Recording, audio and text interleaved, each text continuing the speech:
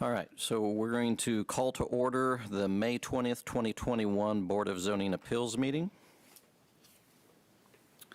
So in terms of roll call, we have 4 current appointed members and a youth member. So in terms of roll, Board Member Miles. Here. Board Member Dorsweiler. Here. Board Member Sharp. Can you hear us, Dustin? No. Hold on.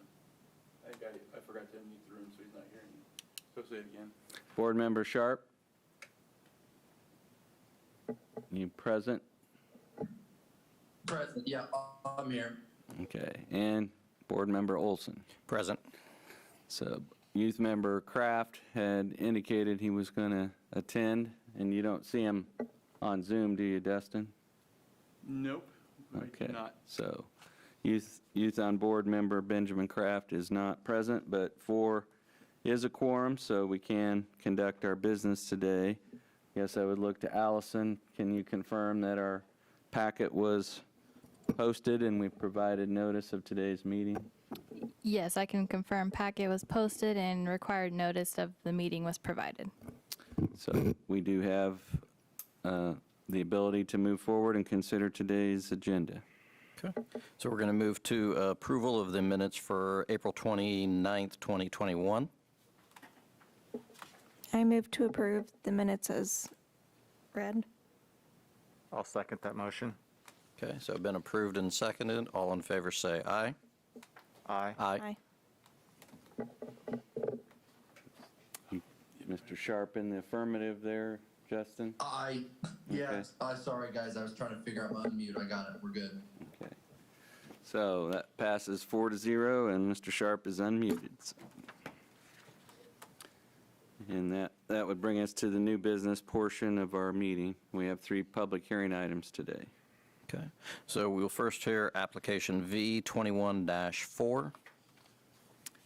Thank you, Mr. Chair. That application is filed by MGB Properties LLC, and they're requesting a number of variances. And just by way of background, we would explain that there is an administrative process by which if a landowner has a single lot or lot of record and they wish to split that one time, they can do that through an administrative lot split, but that lot split requires myself as zoning administrator to review the 2 lots and determine that both lots as proposed conform with all zoning ordinance requirements. And in this particular case, the proposed lot split that would split 110 from 116 South Penn would result in the creation of the southern lot being non-conforming. And so the first 2 variances that you see listed there are deal with minimum lot width, which is 50 feet, and the proposed southern lot's only 45 feet wide, and the other has to do with lot size. The minimum lot size in an R2 district is 6,000 square feet, and the southern lot in this case would be 4,604 square feet.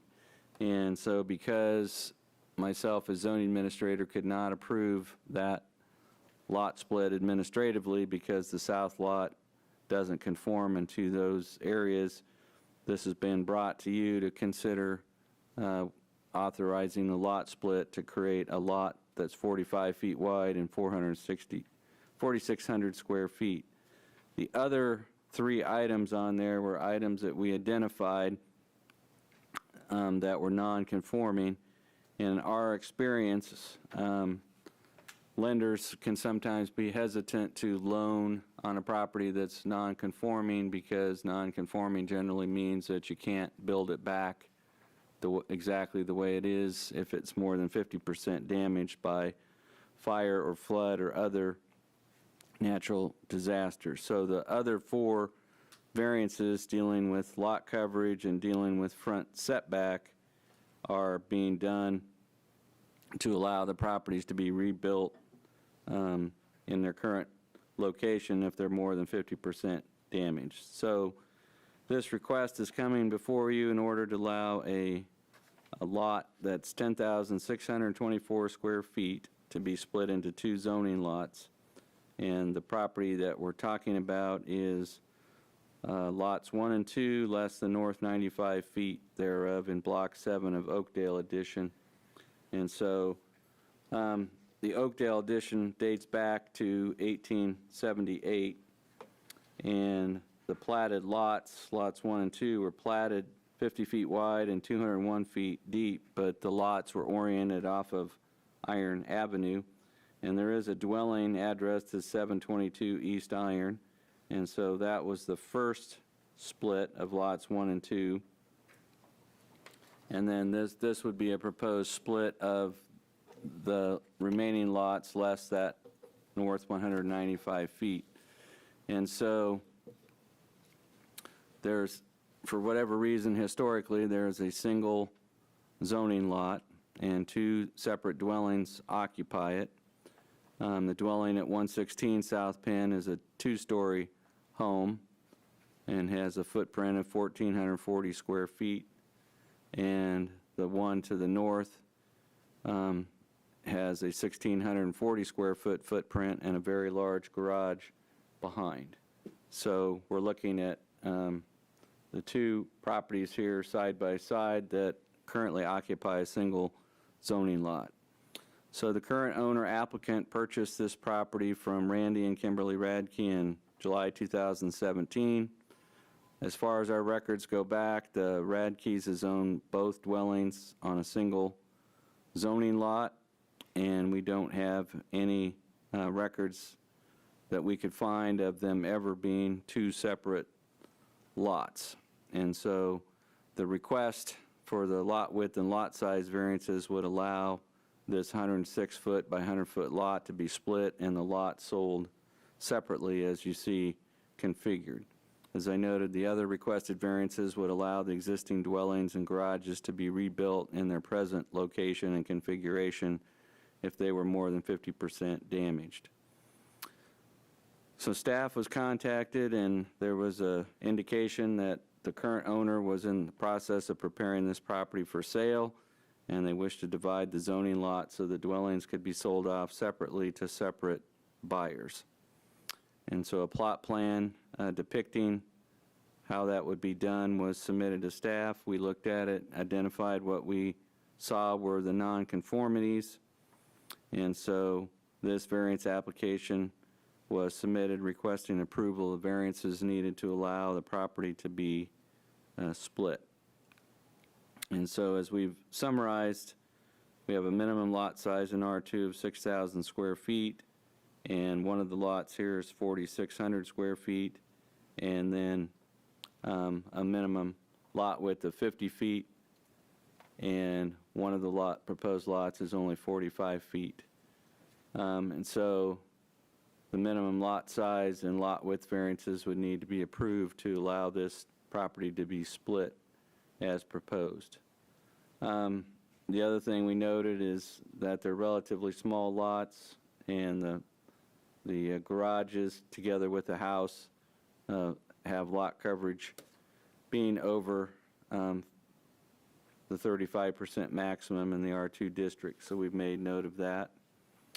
So as to the uniqueness, the applicant states that when they purchased the property, it already contained 2 separate residential units. They were not aware that that was a non-conforming situation, that they only became aware of that when they got ready to try to sell the lots separately. And this property's been occupied by 2 dwellings since our earliest building permit records, and they were certainly in place before the applicant purchased the property. We would agree that having 2 separate single-family residences on the same residential building lot is a unique situation, and the current conditions were not caused by the actions of the current owner or applicant. As far as impacts on neighbors, the applicant points out that this does not have any adverse effect on neighbors because this condition has existed for many years. There's not going to be any visual impact or use impact on neighbors. The average person driving by wouldn't know whether this is one lot or two lots, so there's not going to be any physical changes to the property. As to hardship, the applicant believes that failure to grant these variances will inhibit their ability to subsequently sell the two units separately, and they could incur a loss in market value if they're not able to sell them on two separate zoning lots. And so I think we would agree that the current non-conforming status, the grouping of the two homes together, depresses the potential value because it's more challenging to sell the two homes together than separately. We don't see any impact on public health, safety, and welfare. And as far as the impact of the general spirit and intent of the ordinance, these lots have been an established presence in the neighborhood, and so they're not increasing the density or changing any of the existing conditions. So as far as possible findings related to this application, staff finds that the property is unique because it contains two separate single-family residences on the same building lot. That condition's not shared by other properties in the neighborhood. The two residences have existed in their present condition and configuration for many years. The only physical change we can find is the detached garage that was built by the previous owner in 1991. All the existing conditions and setbacks would be maintained, so there should not be any additional adverse effects on neighboring owners. The current non-conforming status of the property, if continued, would limit its marketability and potential for resale, and the proposed lot sizes conform with the existing development pattern in the area. So your alternatives as it relates to this case would be to approve the variance application as requested, with or without any conditions. If the required findings of fact can be made, you could postpone action to a future meeting date if you feel additional information from the applicant or staff is required to reach a decision, or you could deny the applicant's variance request if you don't think findings of fact can be made to support a variance. We are supportive of the lot size, lot coverage, and setback variances being requested because they do not and will not affect the existing physical layout and conditions on the property. We would recommend one condition of approval to ensure that there's no changes, and that would be that if the lot configuration and split is approved, that use of the lot shall be limited to single-family dwellings and not modified from that use. So Dustin, in the packet, there was kind of a table that just kind of summarized the existing requirements and what was being proposed. It was as an attachment to the application that had kind of a summary table. So it should be right after the application. Okay, so right there. So this is the best way to graphically just summarize kind of step by step what we're looking at. So the general requirement is 50 feet for lot width. The north lot has that, the southern lot does not. The same for lot area, and then you can see two deviations for lot coverage, and then you can see the deviations for, minor deviations for front yard setback. But you can see that on the whole, both of these lots would conform with most R2 district requirements. It's primarily the lot width and lot area of the southern lot that brings us today for a variance, because it's not a lot split that staff could prove administratively. So with that, staff would be open to any questions, and I believe the owners here, if you have questions of them. Okay. Any questions for staff? Nope. Okay. Yeah. Does the applicant want to make any statements? Nope. Okay. Any questions for the applicant? Nope. Okay. For me, this one's pretty straightforward. I mean, it's agree that it's non-conforming, but it wasn't based on anything that this applicant's done, and I do agree that if we don't do the variance, that if something would happen to the property at 116, then they're not going to be able to rebuild, and we're going to have a vacant lot sitting around, so. And if you've driven by, there is a vacant lot at 120 South Penn. That was a dilapidated house that was removed. And so in terms of, and I believe Mr. Hers had one interested neighbor that came in, but they were, for some reason, they thought this was a proposal to build something new on the vacant lot at 120. Is that correct, Destin? Correct. Let's try to pull up a picture of that just so people can see the vacant lot.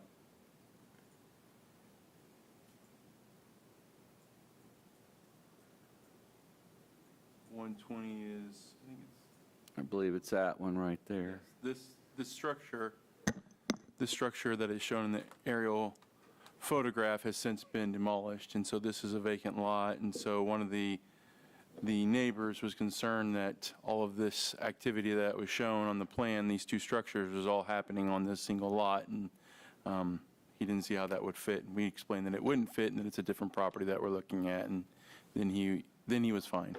Okay.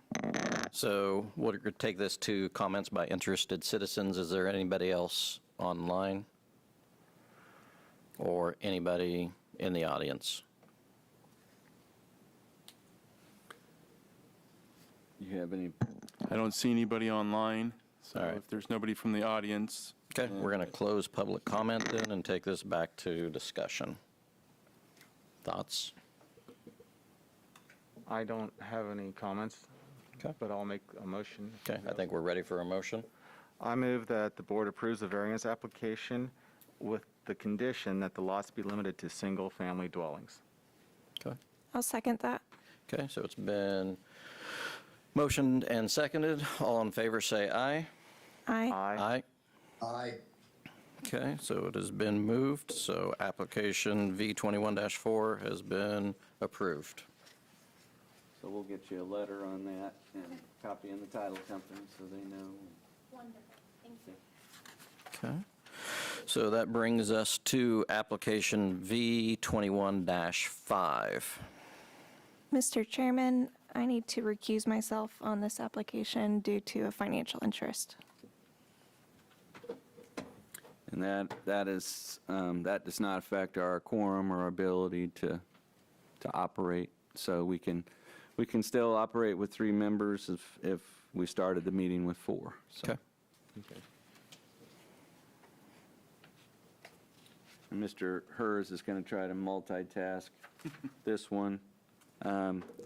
This is an application that was referred to this body by the Planning Commission, and it's a request filed by Caitlin Barnes requesting a number of dimensional requirements, variances from dimensional requirements that are minimum dimensions for having a group daycare home location.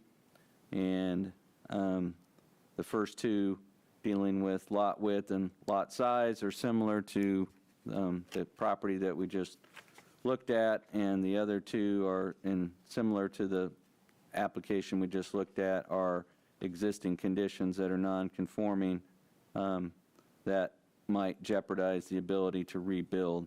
And so the request is coming to you in order to allow a group daycare home to be established on this property, which is at 133 South Phillips in the vicinity of the Cottonwood Elementary School. So I'll let Mr. Hers do the presentation. Thank you. So the property that is the subject of this variance request is the south 45 feet of lots 18 and 20 of the University Place. And so what that means is we have a 45-foot wide lot that's 100 feet deep, as shown on the screen here. So this is an aerial photo of the applicant's property, and what we're doing is we are looking at a number of variances in order to allow the Planning Commission to consider a potential group daycare home at this facility. And how this came up is the applicant was operating a group daycare at 1107 West State Street, and at that daycare she provided care for 12 children, and her lease was up and her landlord told her that she had to find another location, and she had 60 days to do it. And this was the option that she was able to identify with our tight housing market that would be something that she could move into in the time frame that she had. And so she's trying to make this work for a group daycare home as well as her personal residence. So on April 6th of 2021, this year, she presented a conditional use permit application to the Planning Commission. And at that Planning Commission meeting, it was identified by staff that there were a number of limitations that the property had that prohibited the Planning Commission from taking action on her proposed conditional use permit. And some of those limitations we've identified in a table that I'll pull up on the screen so everybody can have a visual representation.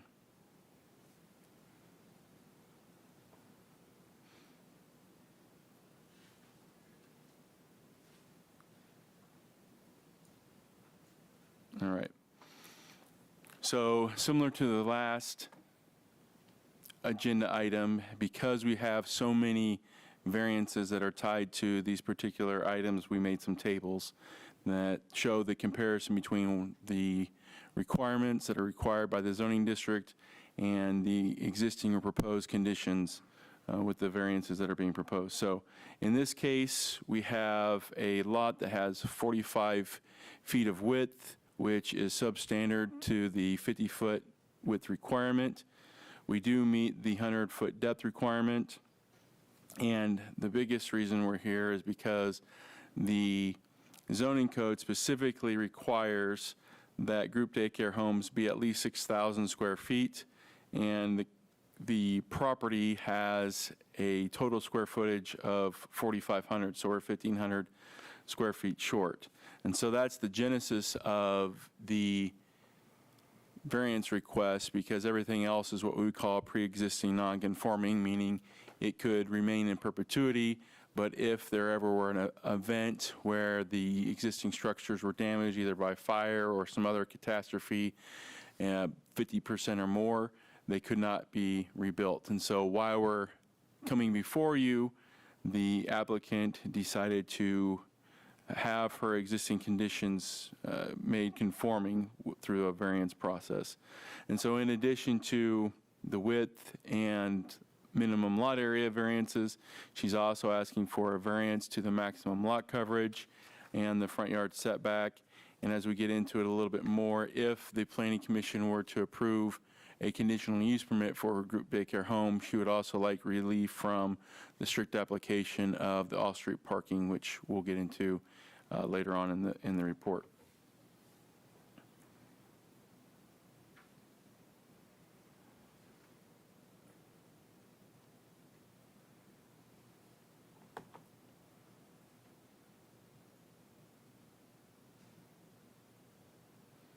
So this is,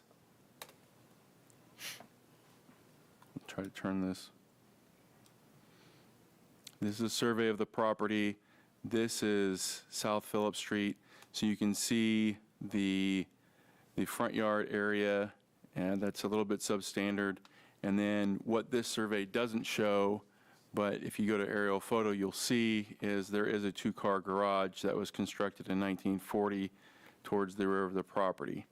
And it's probably more important for the Planning Commission when they consider her group daycare home, but it makes the configuration of her property a little bit unique, where she doesn't have a traditional rear yard.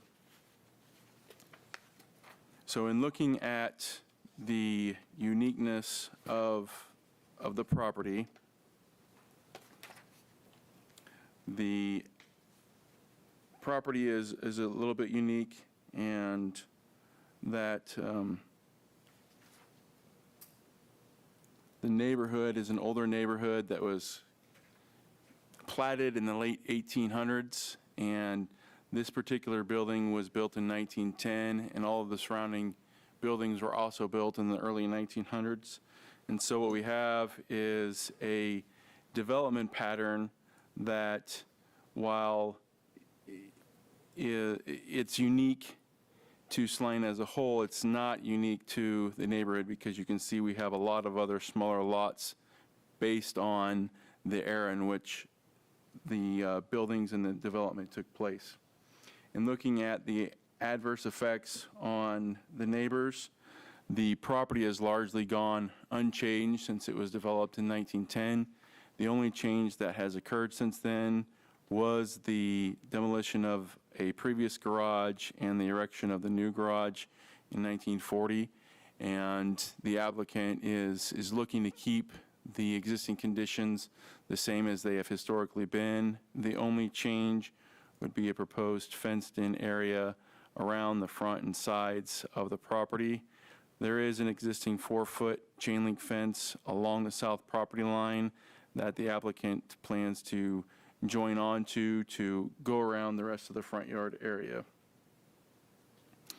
In looking at the unnecessary hardship, the property has a lot of non-conforming characteristics that are substandard, specifically the lot width, the lot size, the lot coverage that exceeds 35%, and the front yard setback.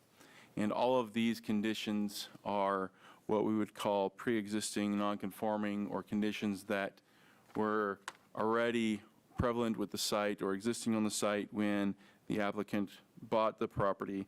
And so they are not a creation of her doing, but have been in existence for over 100 years.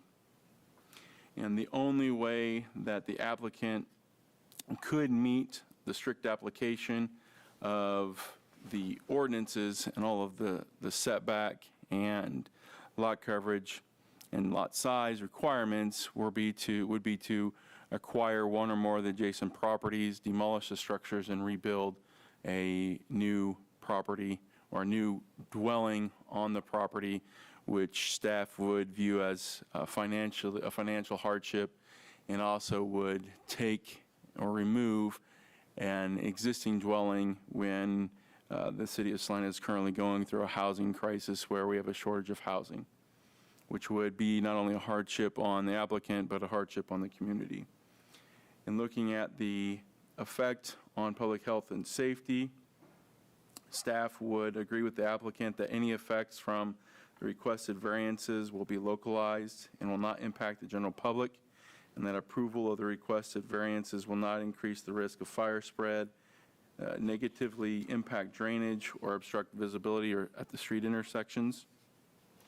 And then lastly, in looking at the general spirit and intent of the requirements, the approval of the requested variances would not undermine the general spirit and intent of the zoning ordinance if the use of the property is limited to single-family residences with an accessory group daycare home, if the Planning Commission were to approve the applicant's conditional use permit request.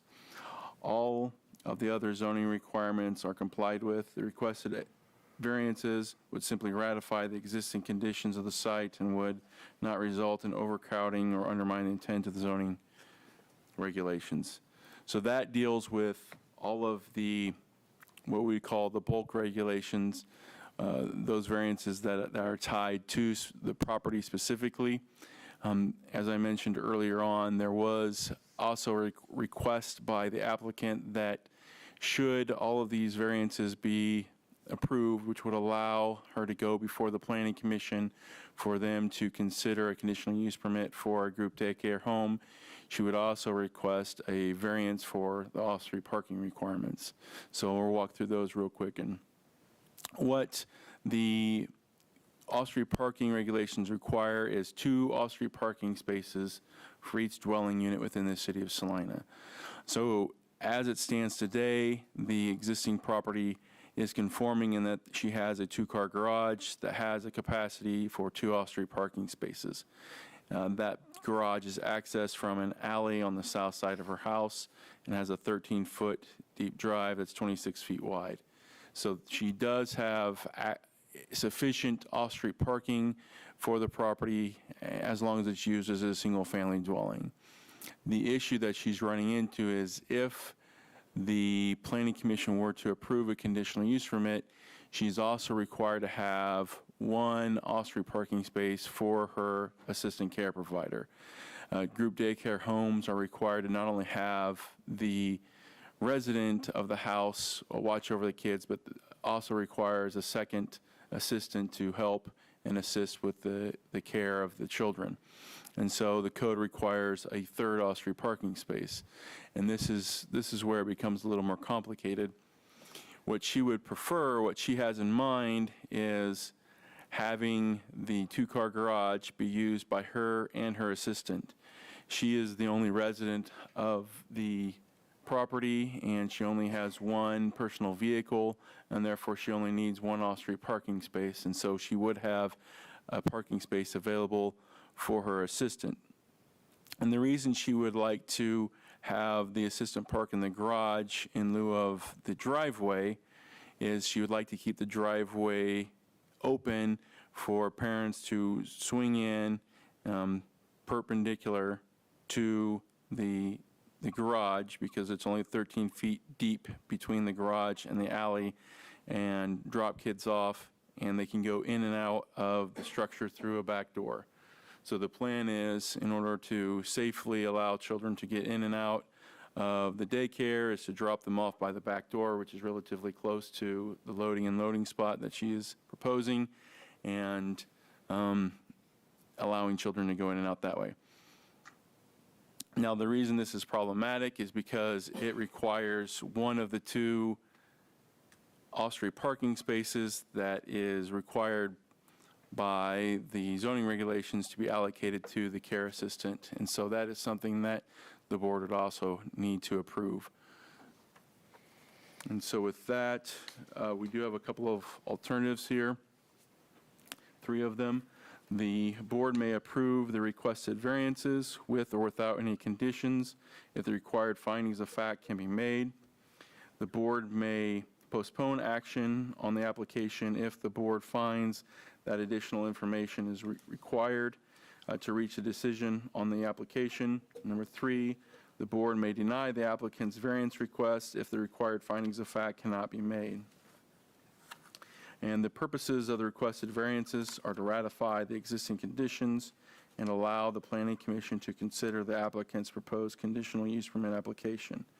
Whether or not the subject property is a suitable location for the group daycare home is the decision of the Planning Commission and not part of the Board of Zoning Appeals decision. Because the subject property is comparable and compatible with the other residential properties in the neighborhood and has remained largely unchanged for over 100 years, staff would recommend that the applicant's variance request be approved as requested. If the board feels the appropriate findings of fact can be made, staff would recommend that the board approve the variance request as proposed, along with the applicant's request for relief from the strict application of the off-street parking regulations. In the event that the Planning Commission were to approve the applicant's group daycare home application, staff would recommend that approval be limited to this operation or applicant and would not be transferable to another operator. So just as a quick recap, what the role of the Board of Zoning Appeals is in this case is you're looking at the site and the existing lot coverage, the setback requirements, lot size, and proposed off-street parking if it were to be approved by the group daycare home, and seeing if the site is if these variances are conducive for the site and that there's proper uniqueness, limited effects on the neighbors and the public, as well as unnecessary hardship should the variances not be allowed. The actual approval or consideration of the group daycare home will be the responsibility of the Planning Commission.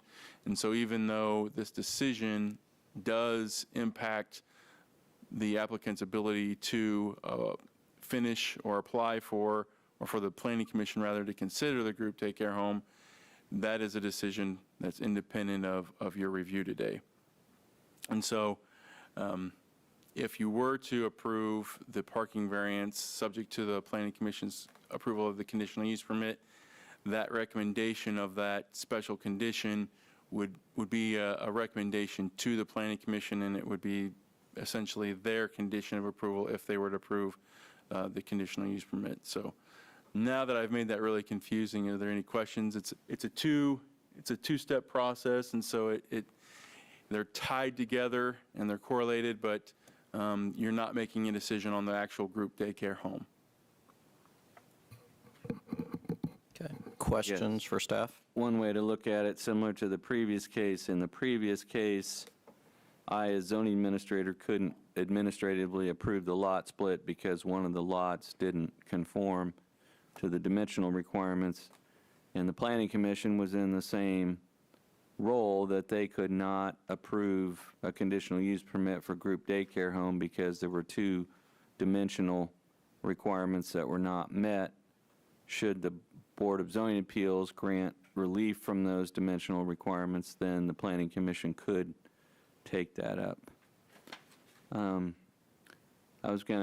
You kind of passed over Dustin, the neighbor who came in and was concerned about on-street parking. Can you explain how what is being proposed here relates or would not relate to on-street parking? Sure. So there was a neighbor that received notification as part of this variance application and came in and spoke with staff. And their primary concerns were concerns that are probably more related to the proposed group daycare home that would be the consideration of the Planning Commission and not necessarily a consideration of the Board of Zoning Appeals.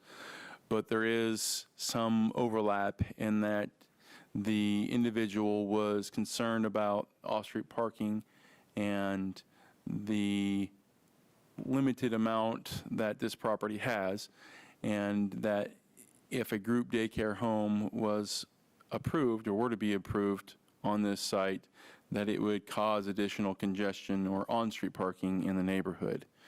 And so that would be his concern, is that if the Planning Commission were to have the opportunity to consider the conditional use permit and they were to approve it, that the additional children that would be allowed for the group daycare home would cause additional on-street parking. And so that would be the concern of one of the neighbors. The applicant is stating that she has one vehicle and that she's only resident of the property, and so that the detached garage could be used for her and her assistant, which would limit or eliminate any on-street parking in terms of either her or her assistant. The only time they would have on-street parking would be if there were additional visitors or multiple parents arriving at the same time, where not all the kids could be loaded and unloaded in the proposed unloading area on the north side of the alley between the alley and the garage.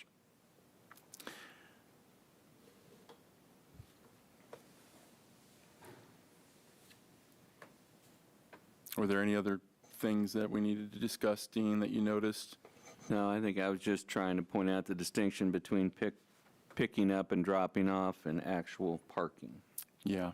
It's not uncommon, whether it's a preschool or daycare, that you have a certain time of day where vehicles come and their children are picked up or they're dropped off, but those cars don't stay there and remain in the street.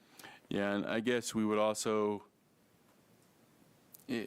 point out, even though it's not completely related, it's more related to the conditional use permit, which this board is not considering, is we are about a half a block away from the elementary school, and so I'm sure there is some periodic congestion in the area, you know, and kids are getting picked up from school and things like that.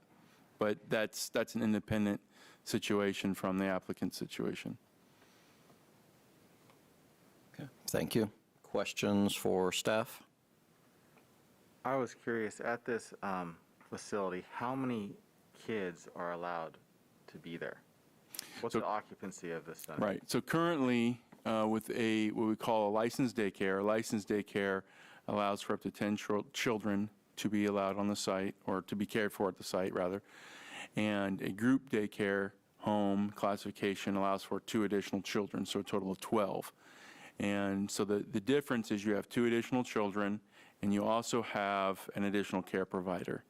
So if the Planning Commission were to either not have the opportunity to consider the conditional use permit, or if they were to decide that that would not be allowed here, or should not be allowed here, that the site's not conducive for that kind of conditional use permit, then the applicant would still have the ability to have a licensed daycare home. She has that right as a permitted right of ability for a daycare. Thank you. Any other questions for staff? Okay. Would the applicant like to make a statement, or are there any questions for the applicant?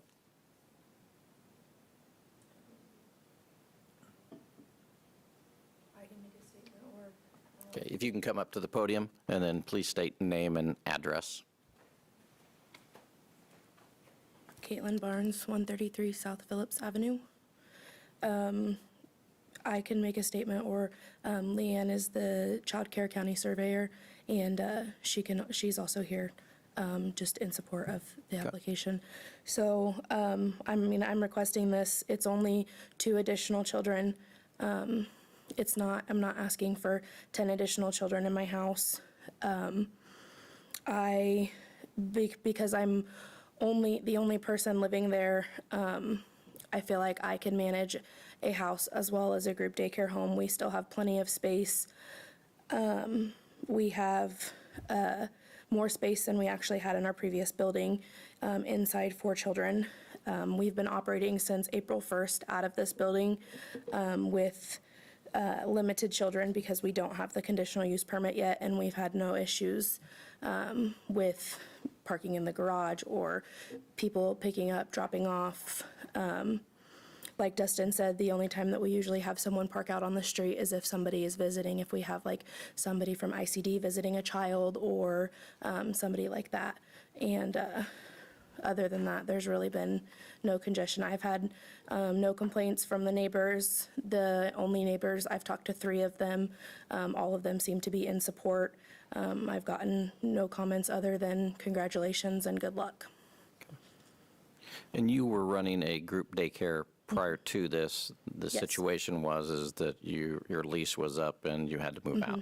Yeah, he did not give me the option to renew my lease.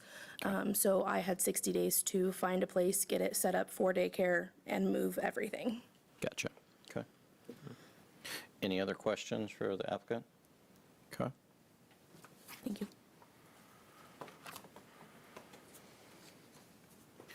So, comments from the public? I don't have anyone online unless there's anybody in the room that would like to speak. Okay. Anybody in public want to speak? Okay.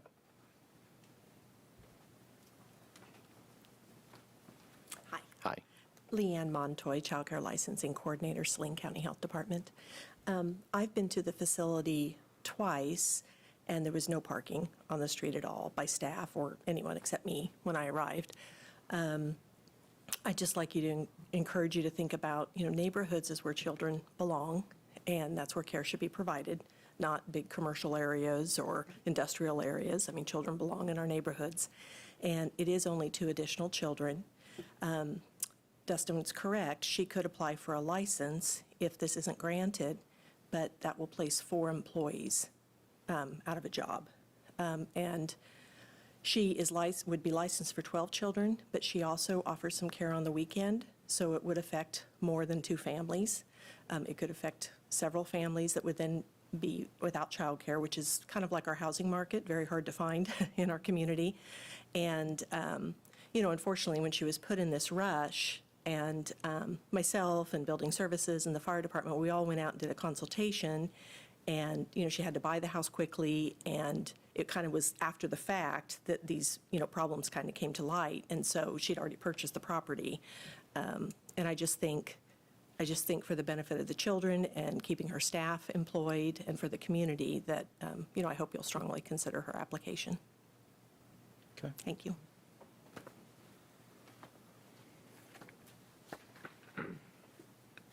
Questions or comments? And since no other comments from the public, we're going to close the public comment section of it, take it back to discussion of the board, so. Yeah, I think the main thing here is that we're thinking about whether, we're not deciding whether it should be like the daycare itself, because that's the planning commission doing it. And I think that this is pretty similar to the one that we already discussed earlier today, and I don't see anything really wrong with this. Thank you. I would concur with his statements. Yep. So, and since I sat on the planning commission also, this is one that does come back to us, and one of the things that we are looking at, not saying that it's going to be approved, is that the conditional use is for this applicant only, so that if she would move and not be there, it's no longer going to be used for a group daycare at that point in time, which is also part of the R2 zoning. Correct? Yeah.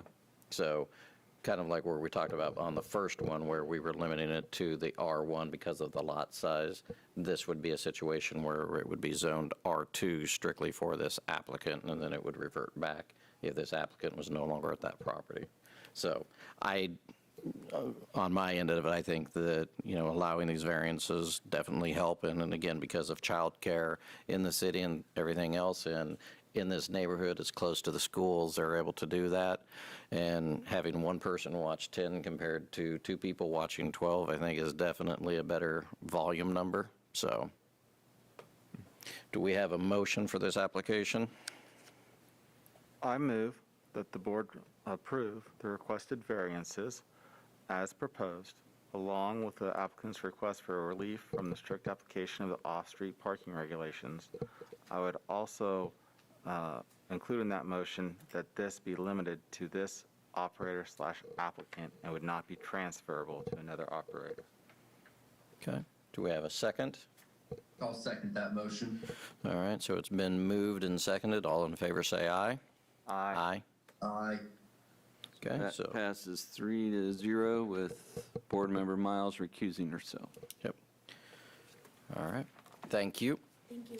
So that takes us to application V21-6.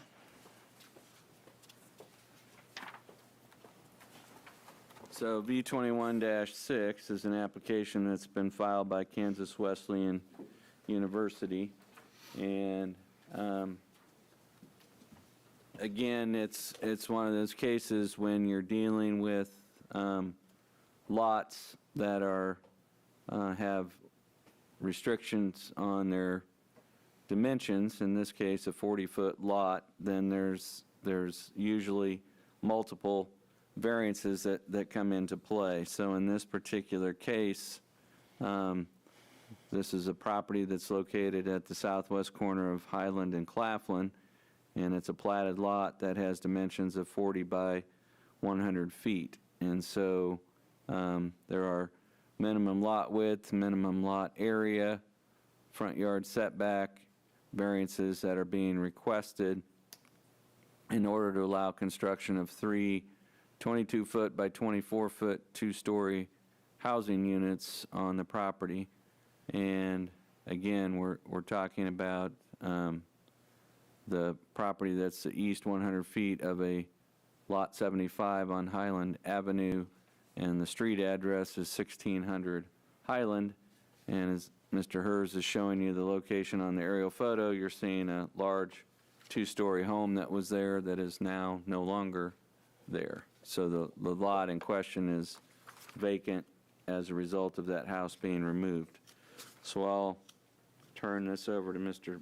Hers for a further report. So this property is part of the subdivision that is named the grounds of Kansas Wesleyan University, which is platted in 1886. So just like the last application, we're dealing with older property here, a property that was originally platted, in the 1800s. There was a two-story duplex on the site that was recently demolished. That particular duplex was constructed in 1940 but had become dilapidated, and so the university has demolished it. And what they're looking to do is to add an innovative housing product for student housing, a specific type of multifamily on their campus as they continue to fill it in and grow to the west. And this would be the first phase of a multi-phase village, as we're calling it, sort of a cottage-style village with multiple smaller dwellings of 528 square feet. And so I'll show you kind of a site plan. I'll show you the site plan first. A site plan of what we're looking at. So here we see the 3 individual units and how they would fit on the site.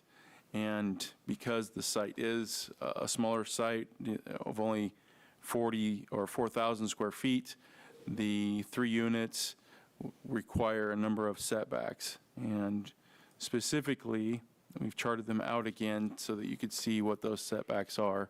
The required lot width is 60 feet, but we have a pre-existing lot of record that's only 40 feet wide. Here in the bold, we do meet the minimum lot depth requirement of 100 feet, and the minimum lot area is required to be at least 6,000, with each unit having at least 3,000 square feet with no, so I'll read that because it gets confusing otherwise. So the code requires that each dwelling unit have at least 3,000 square feet of area and that no lot be less than 6,000 square feet. So we are less than 6,000 square feet. However, because we have 3 units, each of those units are required to have 3,000 square feet of area to them. So really, we should have a lot of 9,000. So we're looking at a variance to allow a dwelling unit with a square footage per dwelling of 1,333. So that's really what we're asking for there. We're also asking for setback variances along Claflin and Highland. And so if we look at the site plan, we can see that we have substandard setbacks on Highland as well as Claflin. And so in order for these 3 units to be built, the variances that were shown on the chart have to be first approved. And so this, like the last application, is a 2-step process. In order for the proposed dwellings to be constructed, the applicant, Kansas Wesleyan University, will have to first have the requested variances all be approved, and that would allow for the applicant, Kansas Wesleyan, to go before the Planning Commission for a conditional use permit. And the reason the conditional use permit is required is because the R2 zoning district does not allow for multifamily student housing, which is the product or the type of housing that's being proposed. So step 1 is the board would have to approve the requested variances. Step 2 is the Planning Commission would have to approve the actual conditional use to allow for the multifamily housing that's being proposed, which, just like with the last application, your concern is going to be the actual variances themselves, and the Planning Commission will then concern themselves with the conditional use permit application. So in looking at the uniqueness of the property, the property is unique because it is a non-conforming platted lot of record.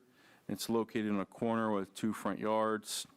Corner lots are notoriously difficult to develop, especially if they're smaller, because you have front yard setback requirements on both corners or on both front yards. And while the 4,000 square foot lot is somewhat unique in the early 1900s, in which when this development all happened, it is truly unique by modern standards when compared to most platted residential lots within Salina today.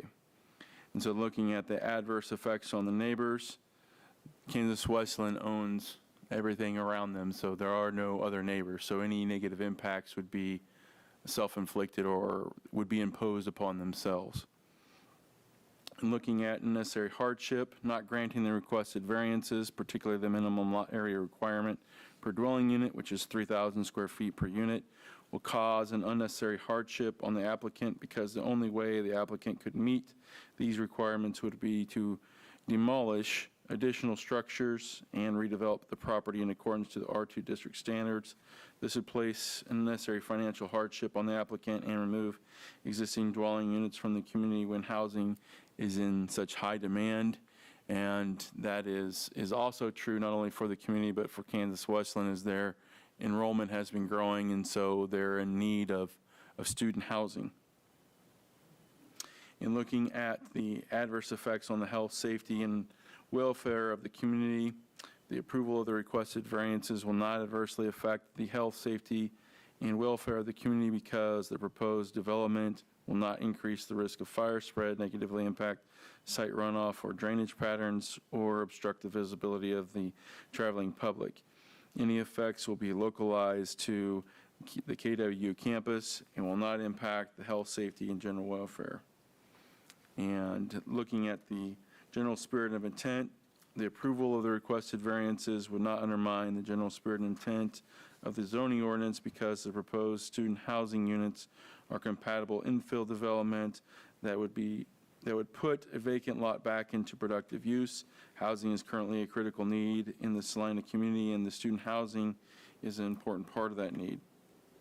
While the proposed cottage-style housing project is unique to Salina, the proposed dwellings are phase one of a larger student housing village being planned for the west side along Highland. So the long-term idea, the long-term goal that Kansas Westland has is to continue this style of cottage student housing in a clustered form throughout the west side of Highland on the west edge of their campus.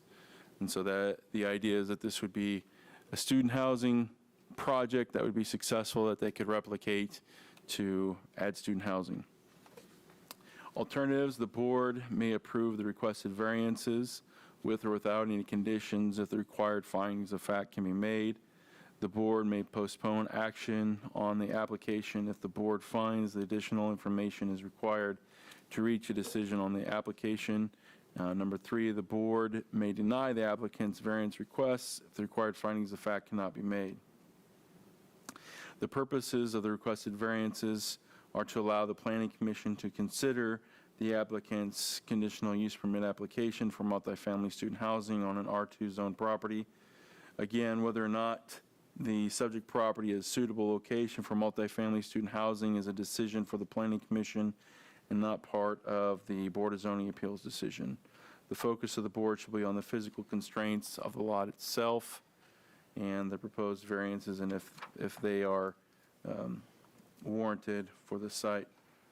Because the conditions creating the need for the lot size and setback relief were not created by Kansas Westland, and that Kansas Westland's plan is compatible with typical college campus environments, staff would recommend that the Kansas Westland variance requests be approved as requested.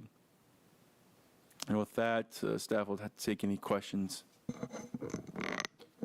One thing I guess I would note, not that it pertains to the variance request specifically, because it deals with the conditional use permit that could potentially go to the Planning Commission, is off-street parking for the proposed structures would be surplus campus parking that Kansas Westland currently has. So Kansas Westland currently has a surplus of campus parking, and so those parking stalls would be available to students were they to reside here. And there's also some potential for additional new parking stalls in a future project that Kansas Westland is looking at. That's just kind of a side note and not really part of this discussion per se, but I wanted to just kind of get it out there so that if you are concerned about that, it's not something that needs to be addressed. So we'll take any questions that you might have. Questions for staff? Okay. No. So can we hear from the applicant?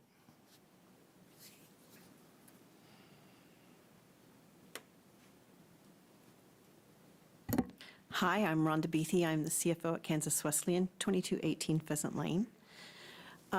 We are just extremely excited about the potential for this. We are full, and we have our student count continues to grow.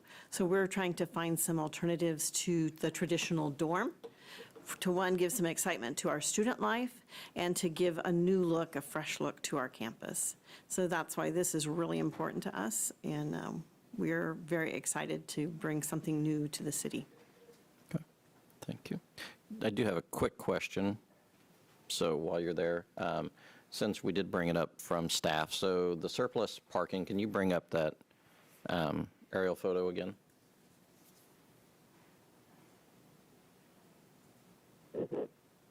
So on the current lot that was there, so there were 8 people staying in that, Not since we have owned it. right, but at one point there were up to 8, and now we're looking at up to 15 on this Right. lot. So where is the surplus parking in the, Can you go out a little bit? So we have parking. This is a dorm. There's parking lots to the south of that. Then there's a huge parking lot that's here behind Pioneer Hall. There's also parking behind the dorms here. This is where we're looking at expanding our parking. We demolished a house on this lot too. gotcha. So that's planned parking. Okay, There's also parking we own. This is university property too, okay, and has parking spaces as well. okay. So can students currently park there in that lot? Okay.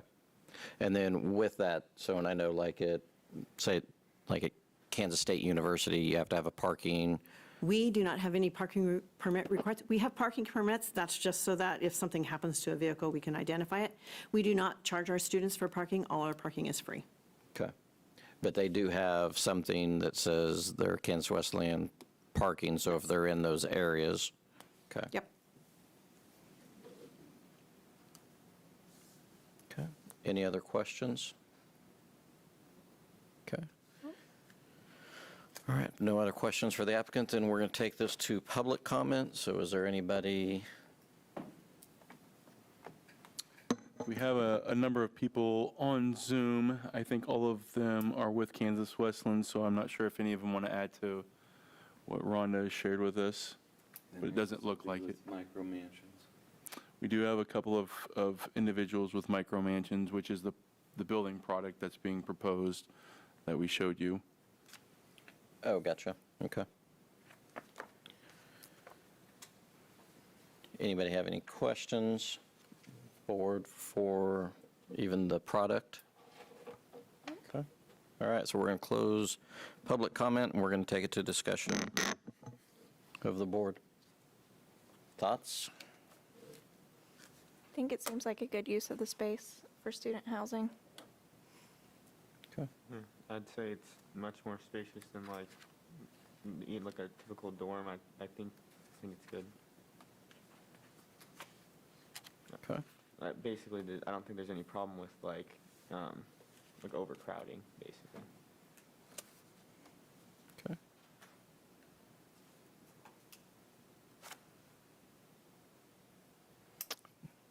Okay, I think it's a good idea. I mean, they're always looking for housing. I think this is kind of an interesting product to have on a college campus. Get you away from the traditional dorm type situation. And if I was that age again in that situation, I'd want to not be in the dorm and something more like this. So I think it's a good product. Okay. No other comments? Then do we have a motion?